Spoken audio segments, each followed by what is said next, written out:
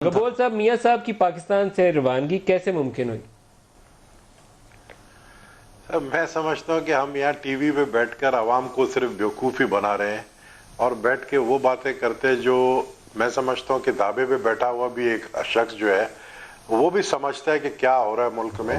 میں آپ کو یاد دلاؤں 10 سال 12 سال پیچھے چلے جائے جب جنرل پرویز مشرف کہتے تھے کہ میں کسی صورت میں بے نظیر بھٹو اور نواز شریف کو پاکستان آنے نہیں دوں گا.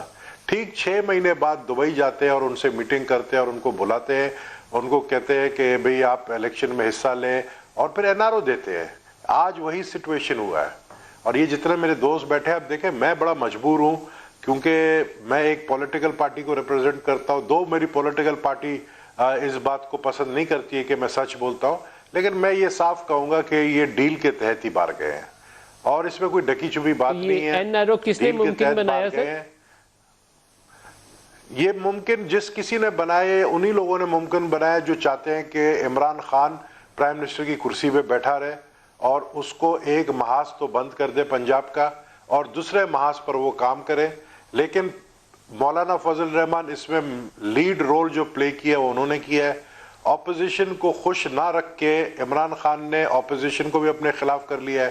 چاہے آپ ایم کیو ایم کے بیان دیکھ لیں، چاہے جی ڈی اے کے دیکھ لیں، اور ابھی اختر بینگل نے کہہ دیا ہے کہ ہم اپنے جو ہے 6 جتنے بھی ہمارے 4 ایم این ایز ہیں ان کو ہم وڈرا کریں گے آپ کے سپورٹ سے. تو حالات اس وقت عمران خان کے اور جو نیب کا چیئرمین کہہ رہا ہے کہ ہوا کا رخ بدل گیا ہے. ہوا کا رخ کیا بدلا ہے؟ لوگوں کے اپنے جو وہ لوگ جو لے کر آتے ہیں وہی آپ کو اٹھا کر باہر پھینکتے ہیں. تو میں سمجھتا ہوں کہ اس وقت عمران خان